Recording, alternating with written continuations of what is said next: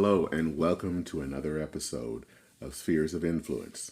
This is the podcast where we talk about those important spheres or topics in our life: religion, politics, and culture. Hi, I'm Dennis Sanders, and I am your host. Before we get into today's topic, just a reminder that if you can, please leave a review or a rating on whatever podcast platform you listen to. It's really helpful for people to, this makes it a lot easier for people to find this podcast. And if you do that, that can make a difference. Also, if you can, share it once you're done listening. There might be someone that may be interested in hearing a viewpoint that they haven't heard before. Finally, I have created basically it's a way now to accept donations. So if you hear this podcast, you like what you've heard, feel free to drop a donation. It does help in some ways, and I'm not pushing for it, but I do want to make it available that donations are accepted and also welcomed.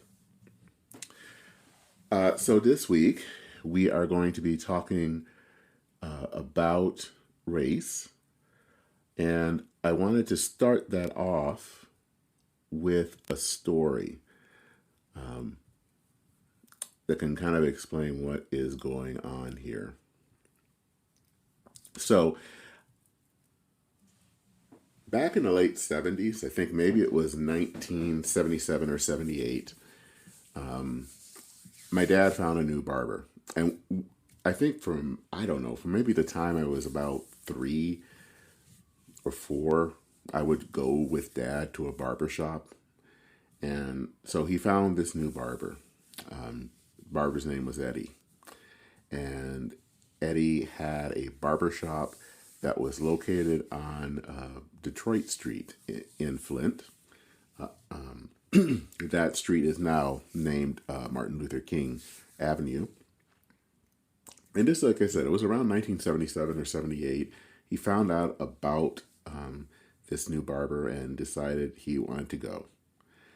And so every maybe once a month or maybe we would go on a Saturday. And there was a little bit of a problem there because he would go on a Saturday, but that meant I would have to get up like around 5:30. And I have to explain, the barbershop opened at 7, and Dad wanted to be there to be one of the first in line. And it was not unusual for someone to already be waiting in their car by the time that we got there. And usually by the time we got there, it was around 6. So I had to get up at 5:30 in the morning on a Saturday. And this is when I learned at the tender age of 8 that I was not a morning person. If it were possible for me to have had coffee then, I would have had coffee. So the doors opened up, and sometimes we were the first ones there. And if we were, when it was time to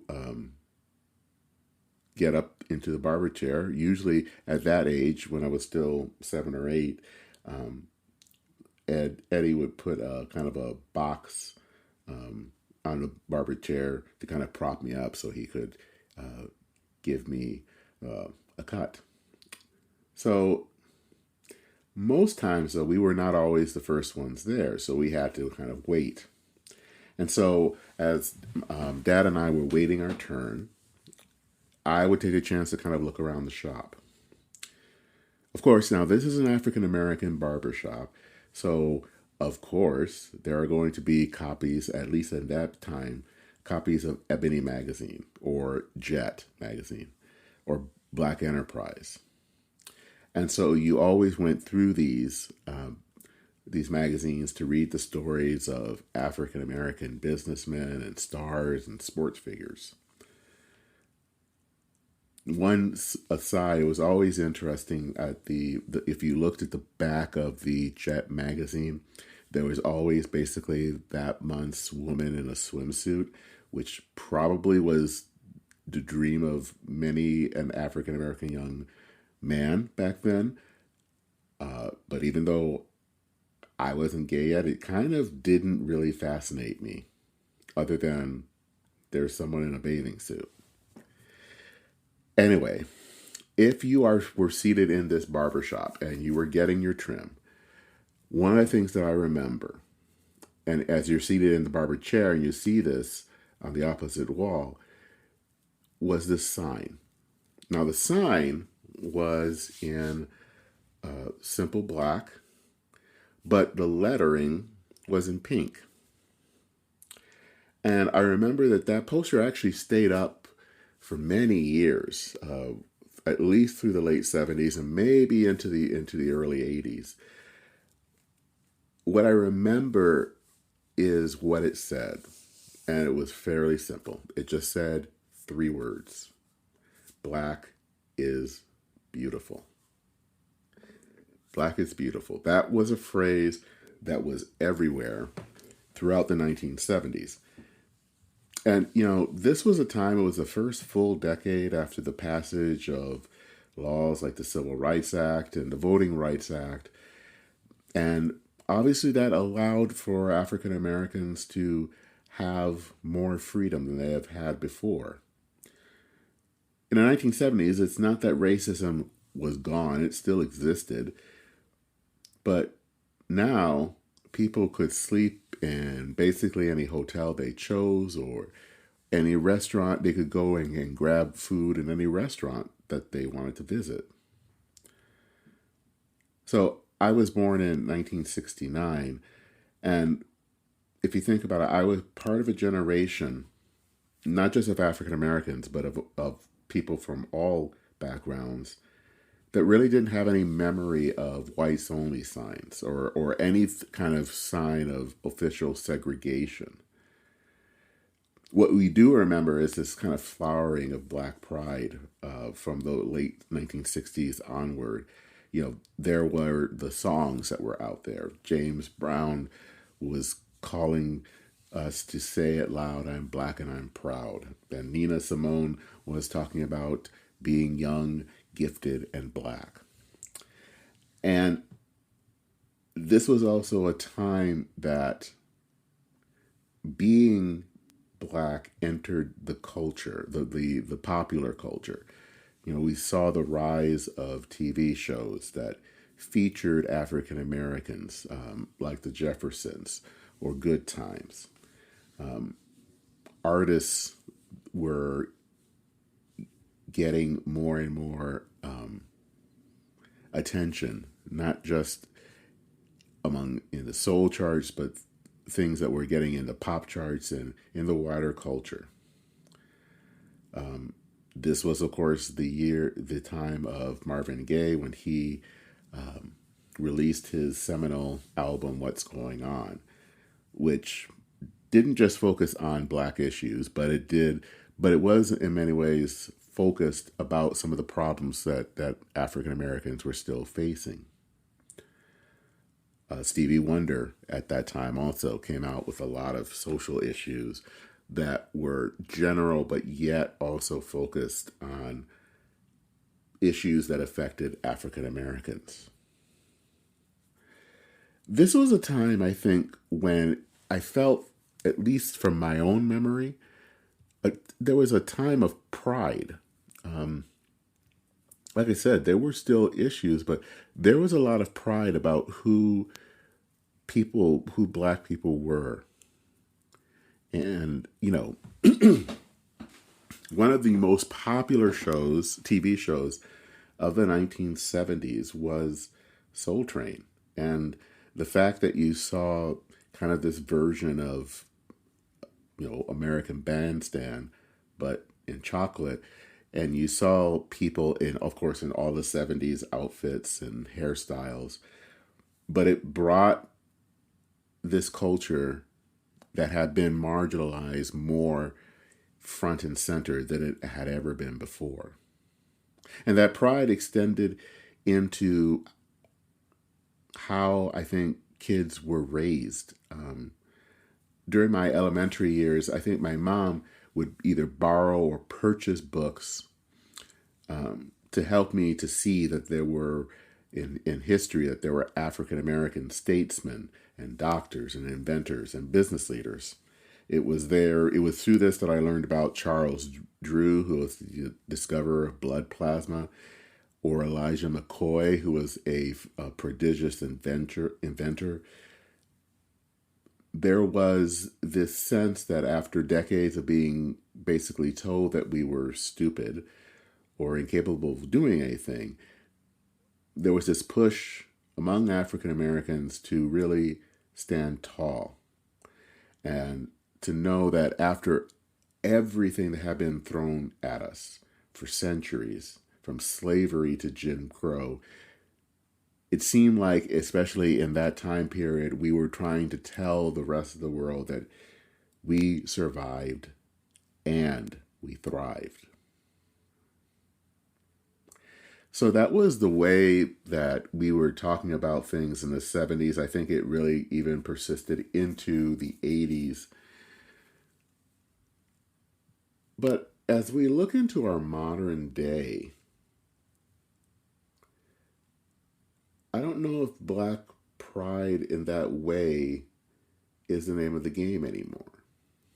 And of course, when I talk about pride, it's not to the exclusion of any other people, but it is actually talking about pride in who we are. After such a long experience of not being told that we were anything, to now see that we were somebody, to paraphrase Jesse Jackson. But something has changed. Something now has changed. The pride that I saw in the 70s especially and into the 80s it feels like that has gone away, and in its place is victimhood and resentment. And I don't know if anymore people understand that Black is beautiful. I mean, I think that in my youth, the way that we were defined, or at least what I understood it meant to be a Black man, was a sense of perseverance. That no matter what had been thrown at us, no matter the obstacles, we worked to thrive. Now, it doesn't mean that everyone who had to face those barriers were able to overcome them, but there was at least the spirit to try. What's interesting now is how much what has happened, or how we are defined. We aren't defined in that same way, I think, that we were in the 1970s, when it was a sense of pride in our culture and our background. Now it seems that the way that we are defined is not by positives, but by negatives. We are defined by slavery. We are defined by discrimination. Now, for African Americans, these two evils, slavery and Jim Crow, are part of our experience. We can't pretend they don't exist, because they are part of who we are. But they're not all of who we are. As I've been trying to talk about, there is a vast background and history of African American life here in America that is bigger than just slavery and Jim Crow. And it doesn't mean that we ignore those two, because, as I said, they are part of our experience. If we ignore them, then we ignore ourselves. But they're not all of who we are. At least that's what I thought. It seems now, I worry that we are defined by these experiences, and we view ourselves as African Americans as damaged by the past. I feel like now there's a lot of talk about escaping whiteness. But when there's talk about it, it basically is saying we can't escape whiteness. Everything in our lives is diminished because of whiteness. The wider culture, I think now, is that is picking up this message that I think started in some parts of the Black community, has now gone into the wider culture. And the wider culture, it now is talking about the fact that African Americans are a people that have been held down by oppression.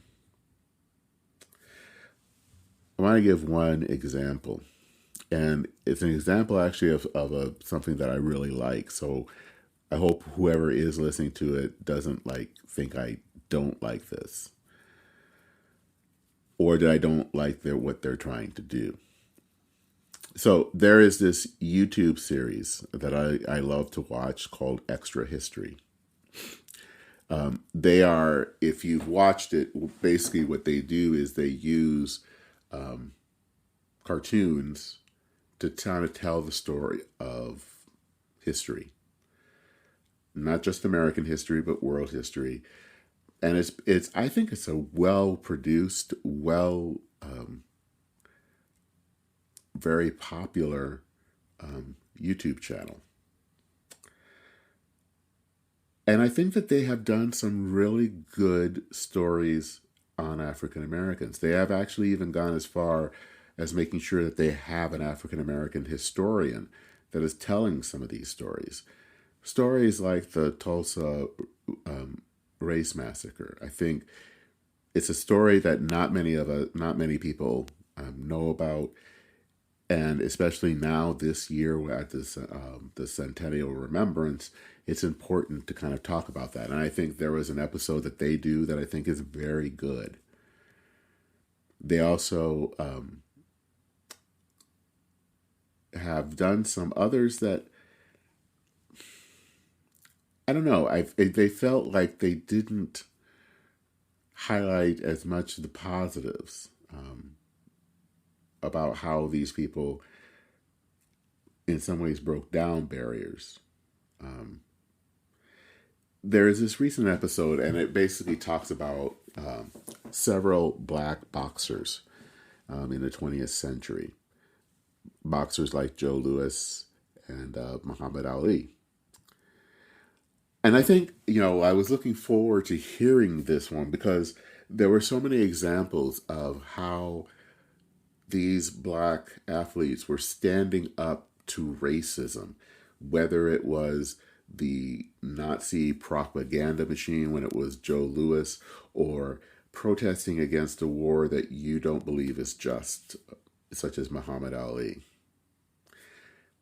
And there is a sense of pride that they were able to do this. And even though I think, for me, there was a sense of pride that even that Muhammad Ali was willing to go to jail, to put his career, basically to threaten his career because of what he believed. But I sometimes feel how the video is presented, it presents the stories really more with a sense of sadness, that these people have had to, or have been basically crushed by oppression. And that is part of the story, but there is also a positive of that story. And I felt that wasn't always talked about. So the question is, what has happened? How did Black pride become Black victimhood? Now, John McWhorter, who is a linguist at Columbia, also an African American that talks about a lot of race issues, has said that we are in the midst of what is called, he would call third wave anti-racism, which obviously means there are two other waves of anti-racism. And and he explains, probably the first anti-racism would have taken place just after the civil rights movement. Later on, it would go to kind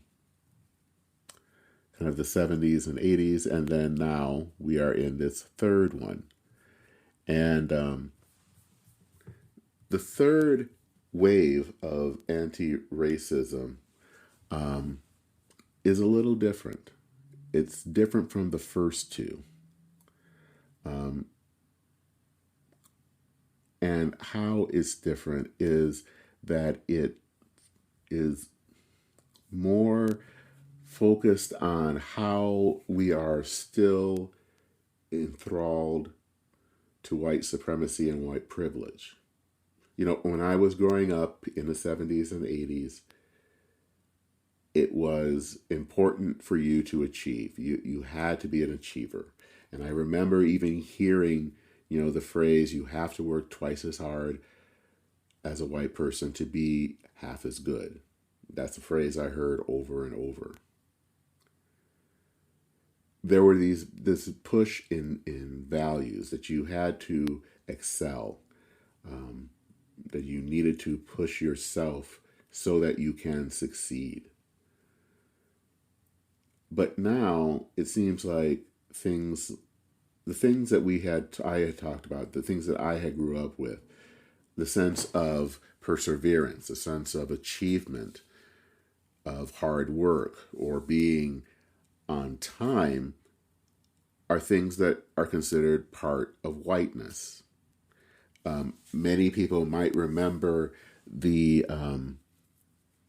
infographic that was put out by the Museum on African American History, which was just quite surprising that it was talking about, what is whiteness and white culture, things such as the Protestant work ethic, or following time schedules, or any type of things a lot of different things that we would think are just common sense are now simply viewed as white. And so the things that we have believed were supposed to help us to study hard, to work hard, are now kind of being devalued. African Americans back in my youth strove to define themselves, and there was a sense of empowerment. And it feels like today that's not a word actually that I hear anymore. I don't hear a word of empowerment. I don't feel that we are empowered in the way that we used to be. Now, the writer Connor Friedersdorf, he writes for The Atlantic, talked to this young woman, Nadona Boyayai, who is an African-American mother of 2 kids in Evanston, Illinois. She was shocked when she moved into town. This was, and she had went through the Evanston schools when she was young and had moved away and now had moved back. She was really looking forward to her kids experiencing what she believed was the same empowering and racially inclusive education that she received as a child. But it didn't work out that way. What she found instead was a curriculum that really disempowered Black kids and made it harder for them to succeed. And she writes, in the interview, she explains how this anti-racist curriculum has affected her kids. And this is what she says. My children have always been so proud of who they are. Then all of a sudden, they started to question themselves because of what they were taught after arriving here. My son wanted to be a lawyer since he was 11. Then one day he came home and told me, "But Mommy, there are systems in place that prevent black people from accomplishing anything." That's what they're teaching black kids. That all of this time for the past 400 years, this is what white people have done to you and your people. The narrative is you can't get ahead. Of course, I want my children to know about slavery and Jim Crow, but I want it to be balanced out with the rest of the truth.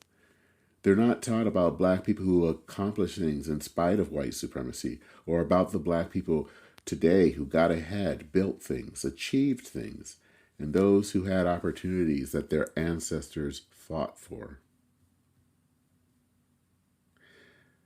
You have to wonder, this emphasis that we can't get ahead, how is that going to affect black children across the nation?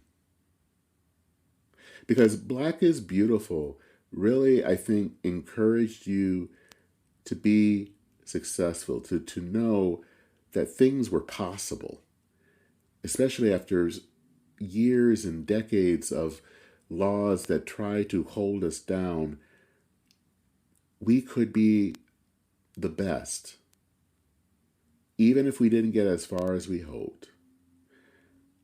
We knew that it was a possibility. And we knew that because we knew of all of these African American inventors and business people and scientists who broke barriers and they built pride. And I worry about the current generation, that what they are being taught is that they will always be under the heel of white privilege. That they will be taught that they can't be someone that makes a difference in the world and that they won't ever succeed.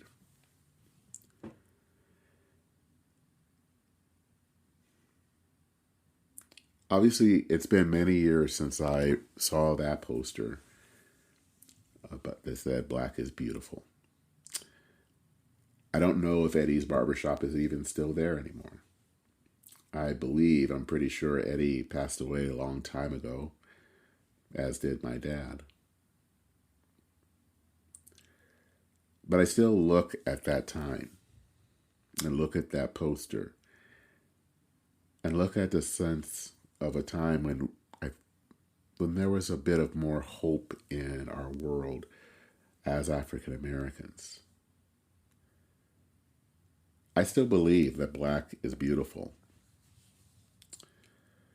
What I hope is that someday soon, other African Americans, both young and old, will believe that again as well. Well, thank you for taking part in this commentary episode of Spheres of Influence. Again, I would love if you would leave a review on a podcast platform or a rating, a 4 or 5 star rating. That would be great. It helps people know about who we are. Also, if this is also posted on social media, if you are, we do have a Facebook page, and I hope that you would consider joining it. And that's also where we try to post some of the prior episodes. I'm going to try to post up some other related articles that might be of help to people, just so that, just to keep people kind of up to date on what's going on. Well, again, I want to thank you, and we'll be back here again. I'm hoping to try to do another episode this week. I have a few things to do work-wise that may make it hard, but we'll see about that. So, take care, stay tuned, and Godspeed.